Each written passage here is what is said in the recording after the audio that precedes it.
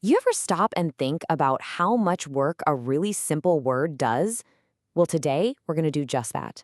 We're going to take one super common English word and see what it can teach us about, well, talking to each other better. All right, let me just throw this out there. What if you only needed, say, 850 words to say pretty much anything you wanted? I know, it sounds kind of crazy, right? But that's the whole idea behind something called basic English. So to really get a feel for how that's even possible, we're going to zoom in on just one of those 850 words. And that word is paste. Yeah, I know, seems super simple, but you're about to see just how incredibly useful it is. Let's get into it. Okay, so first up, let's look at paste as a noun. As a thing. This is probably how we all first learn the word, right?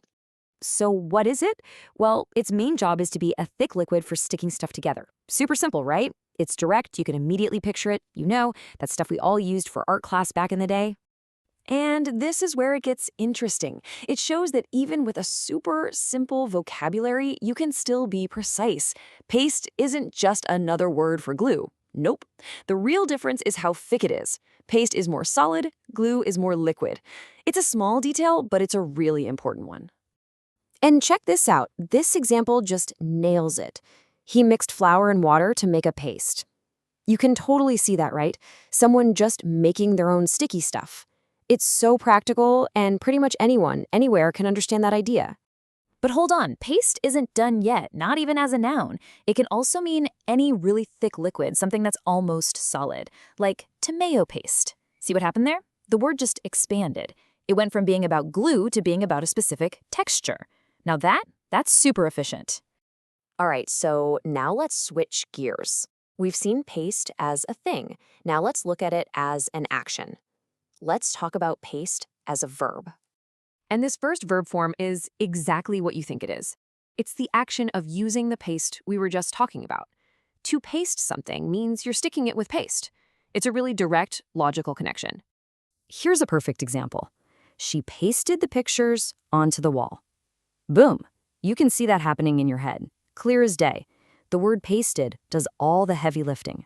Okay, but this is where it gets really cool. The word paste didn't just stay in the physical world. It evolved. It made the leap into our digital lives.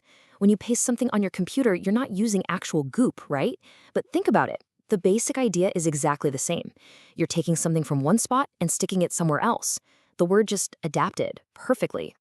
So let's recap real quick. We've seen paste as a noun, a verb for real-world stuff and for digital stuff.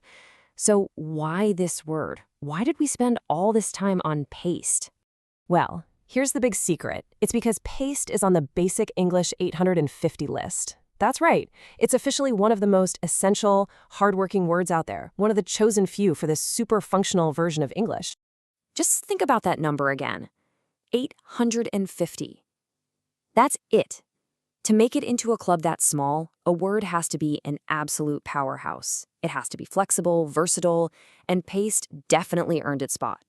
So, what does this all mean? What's the big lesson here? Why should we care so much about this one little word? Well, look at everything we've seen. This one little word, paste, handles 4 totally different, super common jobs. It's a noun for sticky stuff. It's a noun for a certain texture. It's a verb for sticking things in the real world. And it's a verb for one of the most basic computer commands we use every day. I mean, that is just amazing efficiency.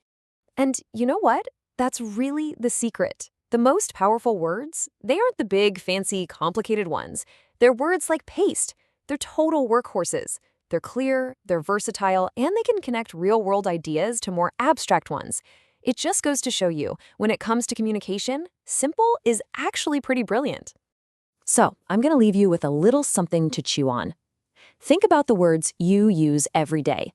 What's the most powerful, simple word you can think of? A word that just does a ton of work for you. Give it some thought. I bet the answer will surprise you. Thanks for joining me.